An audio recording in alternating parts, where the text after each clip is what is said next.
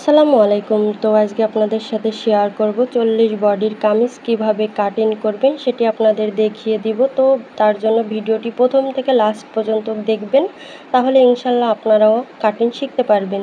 তো হচ্ছে এখানে আমি মোট 3 গজ কাপড় নিয়েছি, কারণ আমি হাতাটা কোনো প্রকার জয়েন্ট দেব না। আমি এই যে নিচ থেকে হাতাটা নিব। তো দেখুন প্রথমে আমি 2 ভাঁজে 2 গজ নিয়েছি, আর এখানে আছে 18 ইঞ্চি মোট আছে, এখানে মোট 3 গজ কাপড় আছে। তো আপনারা চাইলে সাইডের কাপড় দিয়ে হাতাটা বের করতে পারেন, সেক্ষেত্রে আপনারা 2.5 গজ কাপড় নেবেন।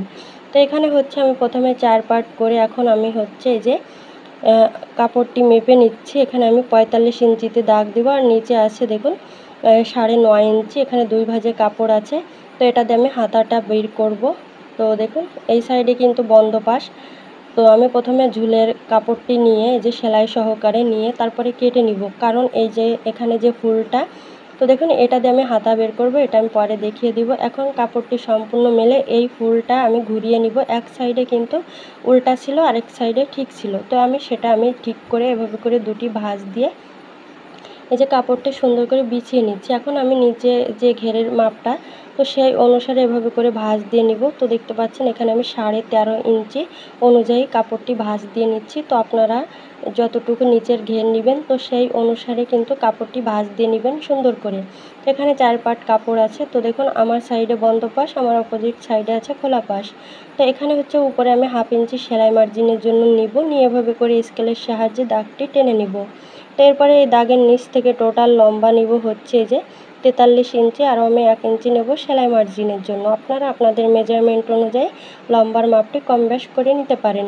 তো এরপর আমি এই বন্ধ সাইড থেকে ফুট কাট নেব 40 ইঞ্চি বডির জন্য 7 ইঞ্চি। তো দেখুন এখন আমি স্কেলের সাহায্যে দাগটি টেনে মিল করে নিব।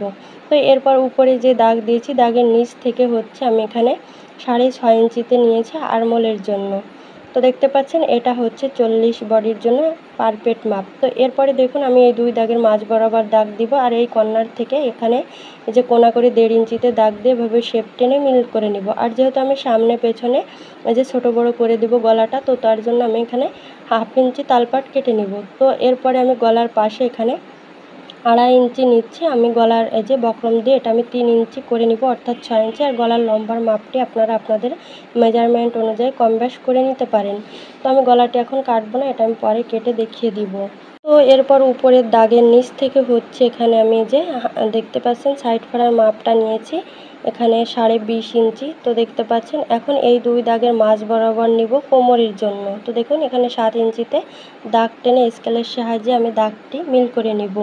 তো এরপর আমি এখানে 3টা দাগ নিয়েছি, এটা হচ্ছে বডির জন্য। তো বডি হচ্ছে 40-40-এর 4 ভাগের 1 ভাগ হচ্ছে এখানে 10 ইঞ্চি, আরও আমি 1.5 ইঞ্চি নেব সেলাই মার্জিনের জন্য। আপনারা চাইলে এখানে 1 ইঞ্চিও নিতে পারেন।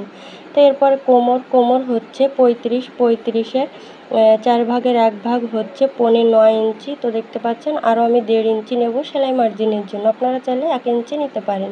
তো এরপর হিপের মাপ নিব। তো কেরকের ক্ষেত্রে বডির মাপ আর হিপের মাপ সেম থাকে, আবার কেরকের কম থাকে, আবার কেরকের বেশি থাকে। তো আমি এখানে সেম নিব। তো এখানে 40-40-এর 4 ভাগের 1 ভাগ 10 ইঞ্চি, আর আমি 1.5 ইঞ্চি নিয়েছি বেশি।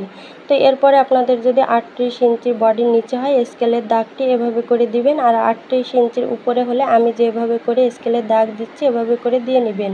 আর এখানে কিন্তু প্রত্যেক 2 ইঞ্চি বরাবর কিন্তু মাপগুলো চেঞ্জ করতে হবে, সব ক্ষেত্রে একই মাপ দিলে হবে না। এরপর দেখুন আমি নিচের ঘেরটা কী হিসেবে নিব, অবশ্যই হিপের মাপের সাথে নিচের ঘেরের মাপের সম্পর্ক আছে। তো আমি হিপের মাপ এখানে নিয়েছিলাম 10 ইঞ্চি। তো আমি 10 ইঞ্চিতে দাগ দিব, আরও হচ্ছে 2.5 ইঞ্চি নিব বেশি, তারপরে আরও 1 ইঞ্চি নেব সেলাই মার্জিনের জন্য। তো দেখুন এখানে আমি মোট 13.5 ইঞ্চি নিয়েছি, আপনারা এর থেকে একটু বাড়িয়েও নিতে পারেন।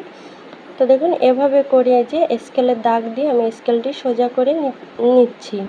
তো নেওয়ার পরে এখন দেখুন নিচে আমি হচ্ছে এখানে যাতে কোনাটা ঝুলে না যায়, তো তার জন্য 1.5 ইঞ্চিতে দাগ দিয়ে এভাবে করে রাউন্ড শেপ দিয়ে আমি দাগটি টেনে তারপরে দাগে দাগে আমি কেটে নিব। তো তো দেখতে পাচ্ছেন, আর আমি এই সেলাই ভিডিও আমার এই চ্যানেলে আপলোড করে দিব, আপনারা চাইলে সেটা দেখে নিতে পারেন, তাহলে আরও বুঝতে সুবিধা হবে। তো দেখুন উপরে আমি 1/2 ইঞ্চি কেটে নিচ্ছি যাতে কাতের শেপটা ভালো আসে। তো এখানে আমি দাগ অনুসারে কাট বসিয়ে দিব যাতে সেলাই করার সময় বুঝতে সুবিধা হয়। এখন সামনের পাটের তালপাটটা কাটবো, তার জন্য পেছনের পাটটি সরিয়ে সামনের পাটের তালপাট কাটবো। আর এখানে আপনারা যদি সামনে পেছনে সমান গলা দেন তাহলে আর তালপাট কাটার প্রয়োজন নেই। তালপাট কাটলে কি হয়, এখানে যে বগলের সাইডে কাপড়টি ঘুচিয়ে থাকে না, দলা হয় না, সুন্দর একটা শেপ আসে। তো দেখুন সম্পূর্ণ এই যে কাটিং করা হয়ে গেছে। এখন আমি হাতাটা কাটবো, তো তার জন্য আর গলাটা হচ্ছে আমি বক্রম দিয়ে কাটবো, এটা আমি পরে দেখিয়ে দিব। উপরে সেলাই মার্জিনের জন্য 1/2 ইঞ্চি রেখে এখানে আছে 10 ইঞ্চি, হাতার এখানে মেপে নিব। তো এই যে বডির এখানে আমি মেপে নিয়েছি 10 ইঞ্চি, এই অনুসারে হাতাটা কাটবো। তো এখানে আমি যে হাতার কাপড়টি নিয়েছি, নিচে যে এই যে আধা গজ কাপড় ছিল বেশি। তো দেখুন এখানে হচ্ছে এভাবে করে দুটি ভাঁজ দিয়ে দেন 4 পার্ট করে নিয়েছি। তো আপনারা আপনাদের মেজারমেন্ট অনুযায়ী হাতার ডিজাইন করে নিতে পারেন, কিংবা হাফ হাতাও করে নেবেন, কিংবা 3/4 হাতা চাই আপনাদের ইচ্ছা করে নিতে পারেন। এখানে আমি 3/4 হাতা নেব। নিচে আমি মুড়িয়ে সেলাই দেওয়ার জন্য 1 ইঞ্চি নিয়েছি। নেওয়ার পরে এই দাগ থেকে এখন আমি টোটাল লম্বার মাপটা নিব। তো এখানে আমি লম্বার মাপ নেব হচ্ছে 17 ইঞ্চি, আর আমি 1/2 ইঞ্চি নেব সেলাই মার্জিনের জন্য। তো দেখতে পাচ্ছেন 17.5 ইঞ্চি মোট নিয়েছি। এই পাশে আমি দাগটি দিয়ে নিব। এখন উপরের দাগ থেকে 3.5 ইঞ্চিতে দাগ দিব আরমোলের শেপ দেওয়ার জন্য। তো দেখতে পাচ্ছেন এভাবে করে যে শেপ টেনে নেওয়ার পরে এখন এই যে উপরের যে দেখতে পাচ্ছেন থেকে এভাবে করে 2 সুতোতে এভাবে দাগ দিয়ে এভাবে করে শেপ দেওয়ার পরে এভাবে মেপে নিব। এখানে একটু কাপড় কম আছে, তো তার জন্য আমি উপর থেকে এই কাপড়টা কেটে এখানে জয়েন্টে বাড়িয়ে নিব। তো দেখতে পাচ্ছেন এভাবে করে কেটে নিয়েছি। নেওয়ার পরে এখানে এই যে কাপড়টি এভাবে এর উপরে রাখবো, রেখে তার উপরে এই যে কাপড়টি 1/2 ইঞ্চি উঠিয়ে এখন আমি মেপে নিব, যতটুকু প্রয়োজন নিয়ে নিব। তো আমি যেহেতু বডির পার্টে যতটুকু কাপড় আছে এখানেও ততটুকু নিব, এর জন্য বাড়িয়ে নিচ্ছি। তো এরপরে আমি হাতার মোহরি 10-10-এর অর্ধেক 5 ইঞ্চিতে দাগ দিয়ে নিয়েছি, আর আমি 1.5 ইঞ্চি নিয়েছি সেলাই মার্জিনের জন্য। এখন আমি দাগ অনুসারে দাগটি মিলিয়ে তারপরে দাগে দাগে কেটে নিব। তো তার আগে এই যে আমি যেহেতু বডির পার্টে তালপাট দিয়েছি, হাতায় অবশ্যই তালপাট দিয়ে নিতে হবে। এখন এই যে দাগ অনুসারে আমি কেটে নিব। নেওয়ার পরে এই যে হাতার তালপাটটা এই যে কেটে নিব। তো দেখতে পাচ্ছেন এখানে এই যে তালপাটে আমি প্রথমে একটি পাট সরিয়ে, তো দেখতে পাচ্ছেন শুধু সামনের পাটে তালপাটটা কেটে নিচ্ছি, পেছনের পাটে কাটা যাবে না। তো এই যে আমি দেখুন হাতার তালপাটটা কাটার পরে মাছ পয়েন্টে একটু কাট বসিয়ে নিব। তো এই যে হাতাটা কাটা হয়ে গেছে, এখন আমি গলার ডিজাইনটা কেটে নিব। তো তার জন্য আমি একটা বক্রম নিয়েছি, বক্রমটি আমি চওড়া নিয়েছি 8 ইঞ্চি। তো নেওয়ার পরে লম্বা আপনাদের রুচি অনুযায়ী কম বেশ করে নিতে পারেন, আর ডিজাইন আপনাদের রুচি অনুযায়ী করে নেবেন।